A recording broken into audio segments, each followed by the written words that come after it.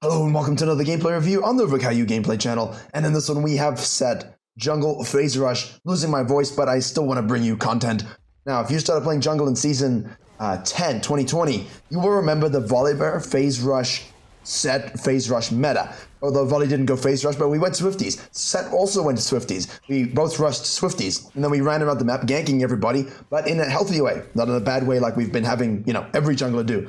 However, there is a Grandmaster player from Season 12, who's now, obviously this is a Master Elo game as we sort of everyone ranks up, but he's a Grandmaster player using SETT Jungle when he doesn't get the likes of his other champions. And this is fascinating because it's not like he plays a top lane. He has 30 plus games on high Elo on SETT Jungle. We are against a Hecarim EU West, so not, lower-ish server. This is one of the major servers, we're not getting away with this in any cheap way. We obviously have here the Scion versus Gragas in the top lane, and you're noticing that we started Q obviously into the W, but no matter what jungler you're playing, if you want to climb faster than 70% of junglers, I'm making a course for every single MMR. Silver is out and gold will be next to March 3rd. It will build directly on the silver course that came up before, so if you don't know those things, then obviously both are going to go hand in hand, helping you get to platinum. It should give you everything you need to know as a gold player to play off of what you're going to see in this video, what you see in these free coaching videos, and really take it to the next level, apply it to your own game, get to platinum as soon as possible, within months instead of years as some people take. Get out of the casual zone, get into the top 10%, become a platinum jungler through the Virkayu.gg gold course, link below, out on March 3rd. Standard stuff now. Back in the day, you would look to sort of buff Grump with the SETT and with the Volibear and gank the top lane.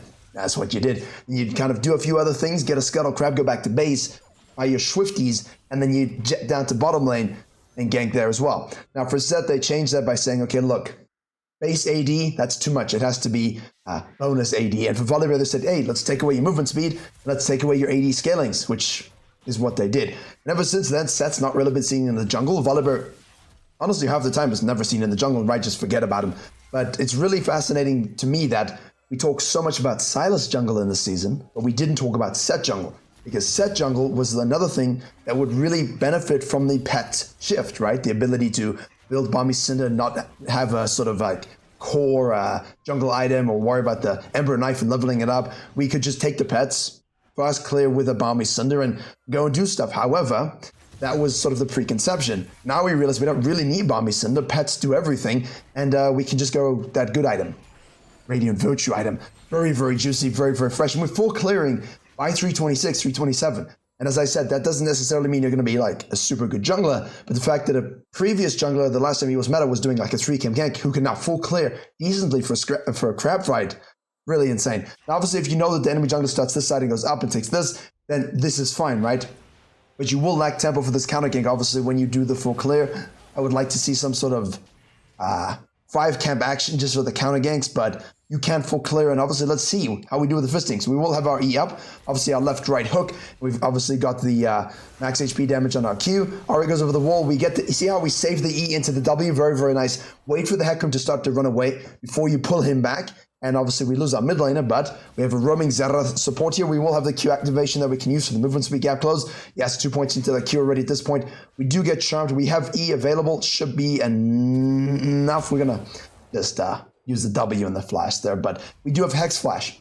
That was also the tech we used to use. We would kind of go for these dives behind the wall here and just Hex Flash over. SETT Jungle Hex Flash. If you watch any of my SETT Jungle videos from Season 10, you'll see that kind of tech. So it's really fun to see the legacy of the Hex Flash and the legacy of SETT in the jungle, and the fact that you can full clear by 330 and actually physically build items that are good on him, Black Cleaver, Radiant Virtue, Force of Nature, and be the same kind of archetype as he was back then. Wonderful, right? And this is the kind of stuff I like to see, because when you can full clear by crab and the enemy jungle is going the opposite direction and you're going the opposite direction, it gives you strategic options.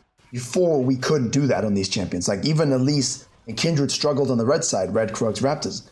Now, even they can do it. Anyone can do it, really. It's just about a case of speed. You can do it healthily. It's about a case of speed.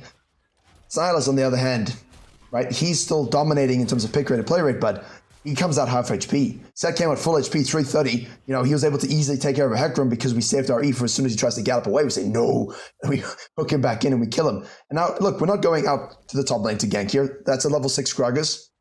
I talk about this in the coaching videos a lot. If you full clear down, get a Scuttle, kind of gank mid lane, gank bottom lane, reset, before you sequence down again, we can go straight to the top side here and gank the top laner before he hits level 6. At this point in coaching, it's really easy to do because usually 5:53, 6 minutes. You know, the lower elo a laner is, the longer it takes them to hit 6, just because they base too much, they die too much, yada yada. In this case, he was already 6 at 5:30, so you know, we could have ganked it first, but we basically said, look, it's Sion, let it be. Let's go down, do our Raptors. We're going to Hex Flash in a little bit of a clunky way, but maybe we can get close onto the Varus here. If he has no sums, he has Flash, so he'll have to Flash this, I think, in order to survive, which he does, of course. Holds it.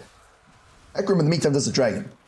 Obviously, the downside when you play these kinds of off-meta junglers. Obviously, here comes Hecarim from doing that Dragon, and we don't have our W. It's a really high cooldown. Just for context, there you go. While I watch this, 18 seconds on that cooldown.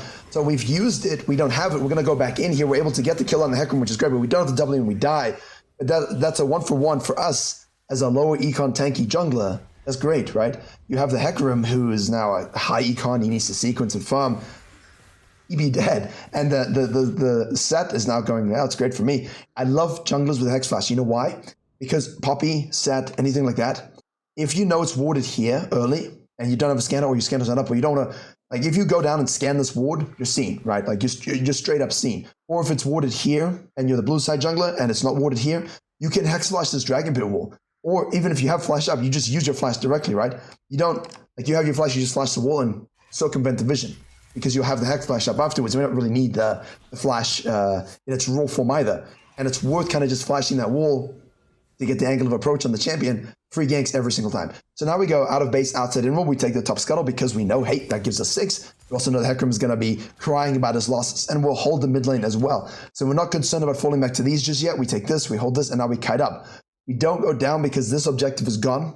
We didn't worry about this because we didn't take it second time. So that's still the second spawn of the Krugs. We don't have the third spawn of the Raptors yet either. And now, of course, our whole blue side quadrant will be looping for the third time. We have the blue buff. And this Herald is obviously going to be spawning. And we know Hecarim is probably going to take himself in that direction because he's been doing that. And with a new patch coming, this is going to be a better way of jungling. That's why I'm covering this particular video before the patch drops. Because if you jungle like this, as both of these junglers, you're going to have so much success over anything that spam ganks. The SETT isn't spam ganking.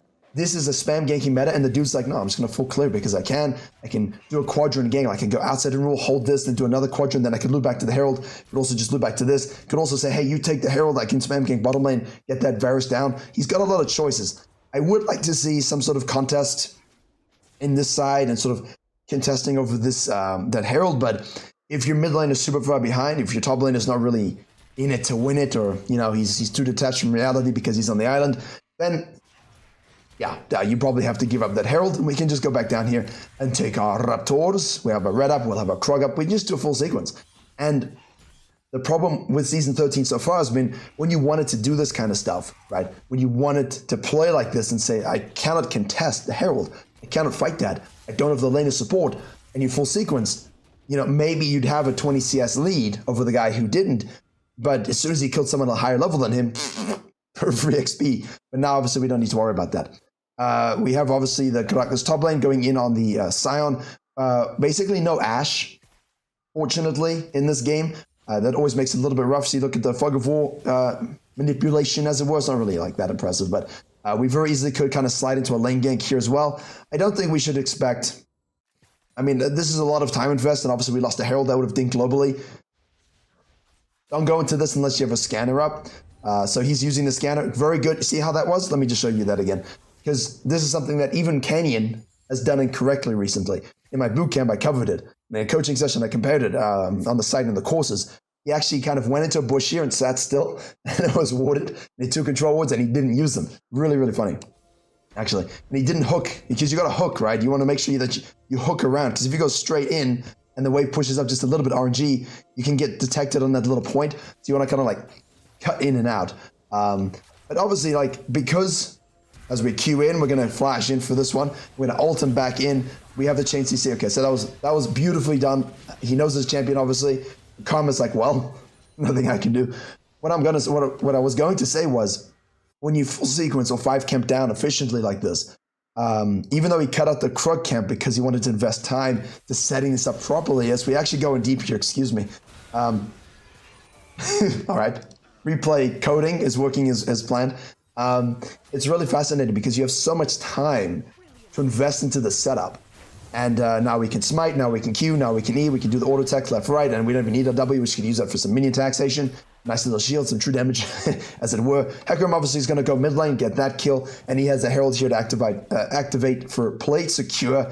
We'll give this to our Caitlyn, that's absolutely fine. Remember, when you play something like this set, and I'm actually tempted to go do some fisting later myself from watching this, it's quite fun to see off-meta junglers that work and work well.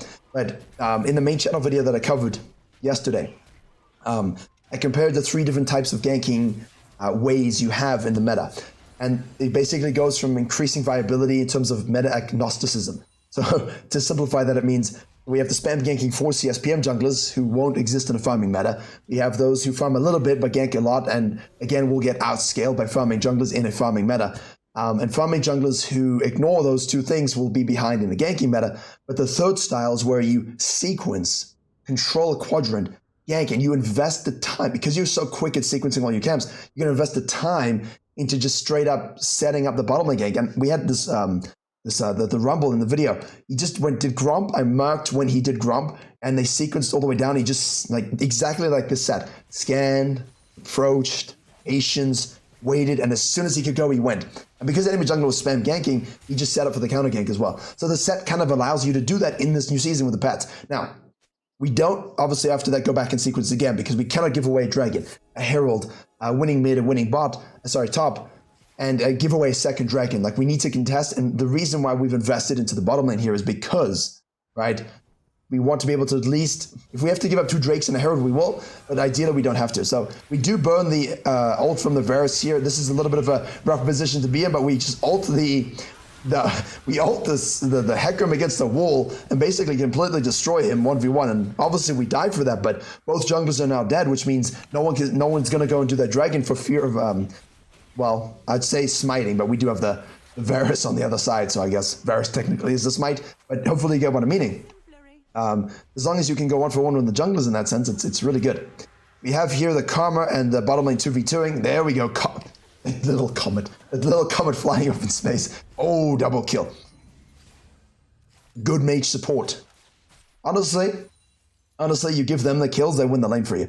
As a Zyra, give me the first 2, 3, 4 kills. And you'll just clean up afterwards, because eventually our damage won't compare to an ADC's auto attack and spell-based damage.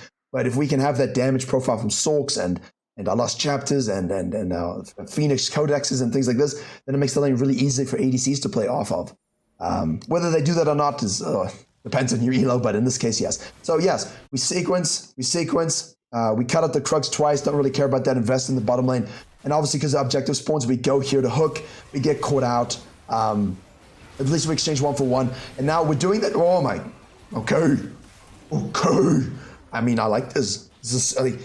They're doing it, they don't coin flip it, they turn immediately, they fight. People out of position, this set is just being an absolute monster. With the Black Cleaver Rush, which is again what you want to do. Caitlyn, Karma, Hex Flash into the double E. We're focusing on the Varus. We bring him back to the Caitlyn, and we just W stonk him with some true damage and say, that's what's up, Mr. Piercing Arrow Cringe Lord. I hate Varus. I hate that champion. Sometimes he's skilled and fun to have, and then sometimes he's useless and annoying. Most of the time he's useless and annoying on your team, isn't he? So again, we don't sequence blindly. We recognize there's an objective we need to take, so we rotate. Unfortunately, we die here, but the first time around, if we killed everyone, we take the dragon, right? And then we can, of course, sequence again. Of course, because we died, we go straight back and do it again. We have the bottom lane pressure because we're snowballing that lane, and then make the kills, make the juice. Well, Xerath is ejecting himself once more. That wasn't the word I was going to use. I was going to use a different word that began with EJ. Yeah, that's what he's doing. And this head goes instead now back to the top lane. He just says, forget this quadrant. I'm going to go do the Raptors and then the red. We also have the Krugs. And the thing is, because now we know that second Herald is spawning, and because we have the highest level experience camps here, we're maximizing our experience, right? We want to go to the top side for the second Herald. We haven't taken top camps in a while. We have taken the red side camp, so we know that the red side camps have a high level of experience. So we make sure we take that quadrant first, like level 9 camps over, say, level 6 or 7 camps over here. It's a little bit, it's not huge, but it's a little bit, and it's important when we're trying to get to that level 10, 11 spike before the Hecarim. So the Hecarim is actually down 6 CS to a SETT jungle, to 6-2-2, rushing Black Cleaver, This, my friends, well, that was not nice. I mean, I think he's upset. Obviously, he has the top lane pride, but can you even beat us? Are we going to ult the Gragas to get out of the...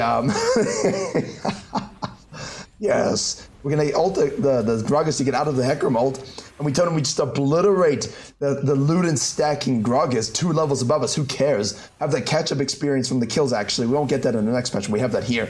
And the Hecarim is just being absolutely shown up right now. He's been absolutely obliterated by the SETT jungle. He's outplaying him mechanically, and he's forced him to be quite desperate in terms of that aggression, right? You really wanted to get in on that SETT there, but yeah, he dies once more. And you see, we can sequence and still feed our bottom lane. We can sequence and still weave in the ganks. We can sequence and still weave in higher KP than other junglers. When our ganks are designed around our quadrants and our sequences in a healthy way, you will always find a way to out-gank a ganking jungler. Obviously, here we're against a Hecarim, but even if we're against an Elise here, every gank was probably invested in. We took the time to make sure it was successful. And yes, we died once or twice, but like we're level 11.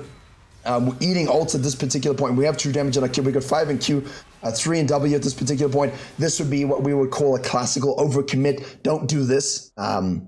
Typically, you know, when top lane is pushed to tier 1 and you've killed him, and your bot lane's pushing up this, when the top lane respawns, he's coming down. So, you know, a little bit of thinking, but I guess SETT doesn't do that. However, yeah.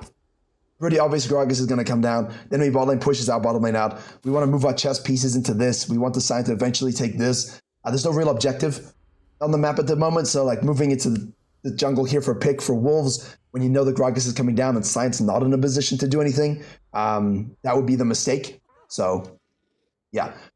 Obviously, in analysis and coaching, that's what we do, right? We bring forth this point. We say, this is why you shouldn't have been there. And next time in-game, hopefully you guys are thinking about this as well. That's how I learned and taught myself, as well as everyone that I've ever coached. So, this is a good way of thinking, because when you're playing in-game, you might not have been thinking about that death time on the Gragas and looking at the map, and now you look at it in review, you're like, okay, yeah, I see it. And in-game, you learn to recognize those things over time. The Sion overcommits and dies, at least he's going tank, because as I said, there's only one guy I want to see going full AD Sion in my Games of VOD reviews, because no one else can do it properly, and they don't understand the macro and the craziness required to do it. We're going to smite there. We've got the Q. We've got the E. This is just like Season 10, man, except way better, because we can actually farm in equivalency with the Hecarim now. The problem is, as you're seeing, with Hecarim especially, is once you start to die in the mid-game, look how quickly he swapped this around, right? This is the difference between a SETT jungle, low econ farmer, quote-unquote, and a Hecarim, is that once you die one time out of position, he just sequences in like 1 microsecond and catches a wave in 1 microsecond, and all of a sudden you had a 4 CS lead, 6 CS lead, and now he's 125 and you're 107 just from 1 death. So Hecarim in a farming jungler in that capacity is all very well matching them from 1 to 15 minutes, but if you make the wrong mistakes mid-game, they will really use that free real estate that you give them to take over even further, because now he's level 12, right? And now we don't have the ability to full sequence as quickly as him, especially considering the champion archetypes. So we'll Hex Flash over the wall, which forces the unstoppable. Perfect, we'll take that because there's a dragon up, right? We want to fight it. We obviously have the collapse here. We have the Syndra TPing in. We do hit that beautiful Q from the Sion onto the Hecarim, which we use then into the E. We ult nothing because he died too quickly, didn't expect it, but hey, we have too much damage. Us and Sion doing such giga damage here. Our team bottom lane aren't even in the fight just yet. Obviously, they have super range, right? Caitlyn ult, Xerath ult. They're technically in it, but they're not in it. But just seeing how squishy Hecarim is with these new builds. And you can absolutely take over games when you have shields, true damage, and for me, it's the E. You use your E to counter his E, and you use that at the right moment. You can always, of course, use your ult as well. And that W, as long as you're trying to hit that true damage W onto him, it's beautiful. And the stacking of movement speed on the cleaver is always good. And now we have the Radiant Virtue, which, again, plays into that original SETT jungle in Season 10. This is really fun to see. I'm having a good time. Can't speak, really, but hopefully you can understand what I'm saying a little bit. We leave the base here. We take the red. Could look to do Krugs. See, now this is the issue. If you want to match where your team is in the mid-game, right, we path outside in. So we'd go Krugs, red, and then path towards our team. That would have been better because we basically say yes, yes, and we're pathing towards the situation if we need to rotate. If we don't care about that experience, we can take the red and just rotate directly. But The concept is don't go Raptors out, right? Because if you go Raptors out, you're not going to be in a position to do anything. Hecarim just, I don't know, like typical Hecarim main, basically.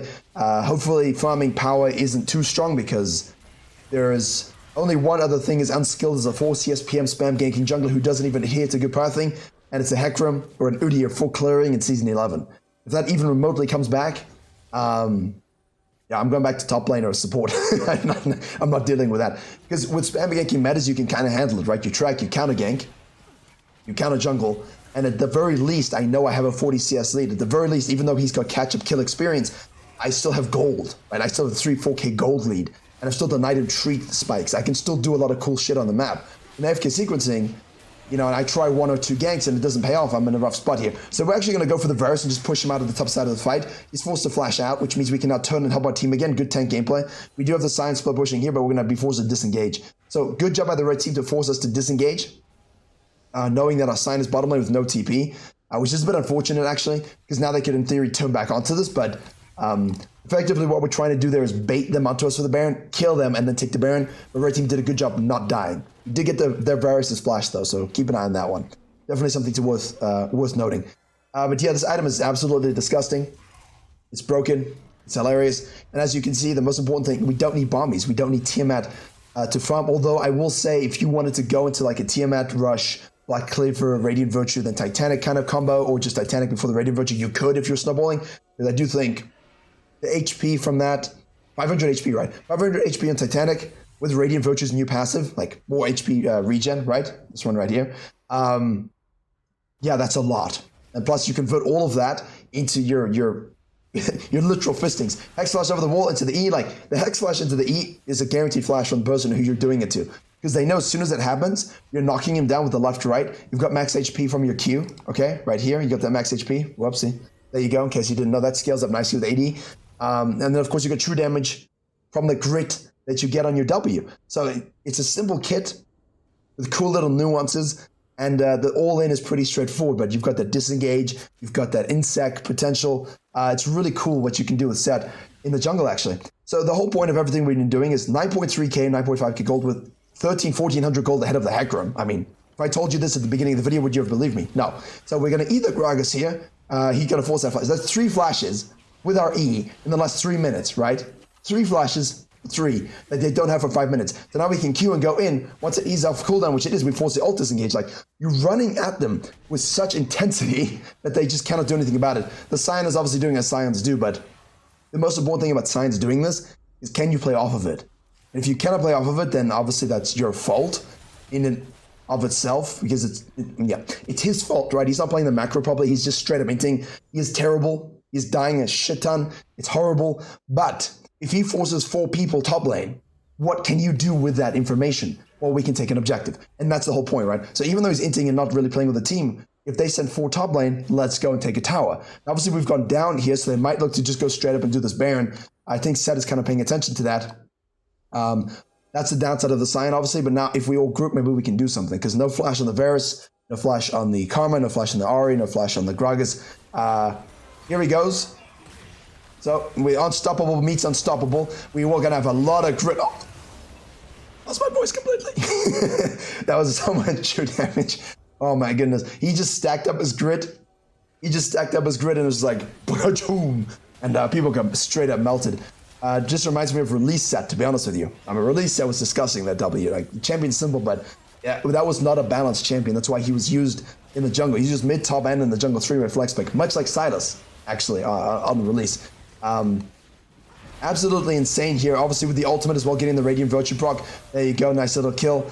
We have people on the bottom side here. We're going to go back on the Ahri on the left side. Our Science just dealing with the ADC and the support. No flash thanks to the SETT's movement speed. And the Scion joins us and actually makes a good play there. So we don't have the HP resources necessary for a Baron here, but straight up we can do the Chemtech Dragon. Yes. We enjoy this one. It's a Black Cleaver Mana Moon Hecarim who's just basically running it down and being completely out-jungled, to be honest with you. Hecarims are mostly out-jungled. They're not very good junglers. Let's be honest. Like, if you take a Hecarim main and put him onto something else and say, hey, dynamically path, track, cut your map, swap sequence, reverse clear, like, What does that mean? Because all they know is full sequencing blind. I bet they don't even track enemy jungles. They just blind sequence and eat this shit, our stuff, and be like, I'm Hecarim, why can't... Is that on us or is that not on us? That was weird. It could have simultaneously been on us and not on us. I wasn't sure from the hitbox. 11-3-4, let's have a look at this now. That was healing to self 4 or 5. Obviously, that's what we want to use it for. It does give us a little bit. No haste passive anymore, but it does give us a little bit. Plus more HP here as well. Yeah, I mean, it's truly phenomenal what you can do with some simple AD items like a Black Cleaver, and then leveraging that into sort of like HP itemization that kind of keeps us alive while we have enough AD, max HP damage in our kit, true damage in our kit, and we don't have to build too many AD items to do a lot of damage, which is kind of what you want to do, but at the same time, you can't 1v9 with it, right? That's obviously it. So now Varus will have his flashback up. But we can always flash E and we can always hex flash it over the wall. We're kind of not trolling, but like we're kind of baiting this Baron a little bit because obviously Gragas disengage, Karma, Varus, Ahri, Hecarim in the bot side. That can be quite a sticky team fight for us to have. So good thing is that the Sion is kind of pushing in here, taking this. Someone will rotate to catch that. Gragas and Hecarim do as well, actually. So now we see that. We're just waiting for the trigger pull. It's a bit of a patient game at the moment. Sion's basically being collapsed on. These Varus ulting, the Varus forces that flash, the SETT sees that, it's like, I see the juice. Be careful though, we have the TP on the top side, hopefully you see that there, from Syndra. We force that disengage. Hecarim goes on the bottom side here, flanking, but basically, why do that when you can just be SETT? It seems like SETT is doing a better job of doing what Hecarim should be doing. Now we just press the Q button. Can we gap close here? We press it again. There we go, we're gonna ult into him, we'll hit that E beautifully done. Q into the ult, into the E, and we still have our W up because, again, longest cooldowns on that one. Still, 7.5 seconds now, but, you know, if you're going to go from one fight to another and you might need the W next, don't waste it, right? Because you want to make sure you're using it at the right moment. The grit passive absorbing all of that damage to maximize your output. So don't waste it for a little bit of physical damage if you don't need to. Blasting Cone. Okay, well, that was a big blasting cone. We'll just hit a double E there, get chumped. See, now we can use our W, although now we're probably going to die. Let's see. No, we're not going to die. Or we are going to die. We do die. So that might have been a little bit too ambitious. His ambition outweighed his talent in that particular moment, but not his talent as a set player. His talent as a champion in League of Legends as a jungler. Yeah, he didn't have the numbers for that fight like he did in here, so... obviously, pay close attention to when you actually go too deep, too far, as it were. I had to stop. Needed to drink some H2O. All right, we are now basically heading into the phase that will determine the winner of this game. We're only up 3k gold, actually. I would think we would be up more gold at this stage, but, you know, that solo lane discrepancy has definitely been hitting us a little bit. Even though bot lane is doing well, the Varus is only down 1,000 gold here. Free flash from the E again, without failure. I mean, the Hecarim is still level 15 and we're level 14, and that's the problem with the current meta. Is we're 12-4-4, 146, he's 298, and he's 176. His 36 CS, you know, you just gave SETT a full-on Giga ult into your whole team, which forces Hecarim to ult the other direction, you know, get taken out of the fight. We have the Sion flanking here, obviously. We're gonna make sure we hit that. That was very nicely done. We're gonna hit a double Q. It looks like we're gonna E, and make sure we... One target, then the next. One target, then the next. One target, then the next. Okay, you don't hesitate. As soon as you make one pick and force someone out of the fight, you keep going. Front to back. Just take the person in front of you, attack them, kill them. Take the next person, attack them, CC them, kill them. Don't get sucked into attacking people on the back line. Just attack what's in front of you, and usually that's all you need to kind of push forward here. I don't think we will have the full potential to end. We do have bottom lane inhib we can maybe rotate to.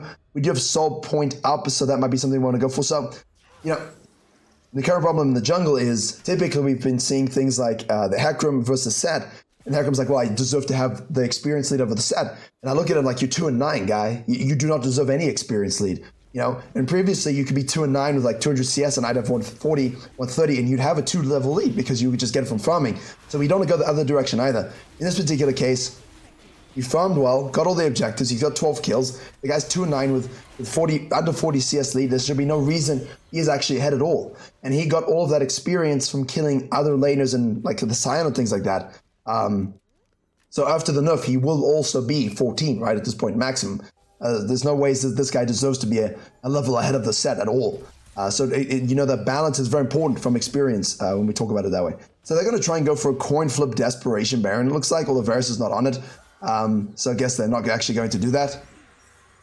Heather onto the Karma. We're going to hit the Q. That's a free E. Although we're not going to need anything for that. That comes out of the back base here, the back jungle. I don't know why he's there. I don't know exactly what they're looking for. But we're just going to go for the jungle one-on-one. No smite needed. We're going to smite there. He's going to go unstoppable. Unfortunately, that creates enough space. But how many times has he used his ult, the Hecarim, to deal with a set and it's not in the team fight? He's not used it for anything that's actually meaningful. But with the Karma dead, I mean, we don't really need to do the Baron here. We have Soul. It's not the best Soul, but it's still Soul nonetheless. It's free stats. Why are you face-checking the Darkness, Varus? You silly ADC. We get charmed, but it doesn't matter. We'll have the E knockback there, W for the Mega Stonks free damage. We're going to be chasing this Ahri down here. We do have Smite. We're going to hit that Q. We can now chase her down easily. I'm looking at the cooldowns on the E there just to make sure we can get it, but we don't need it. We use our W once more. Again, cooldowns are pretty low at this particular point.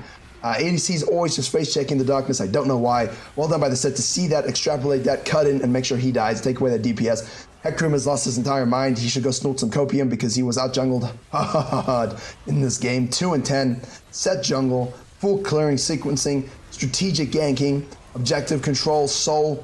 W shield there as well to heal us up. Hit the Nexus. I don't want to die one more time. I don't want to die. He died.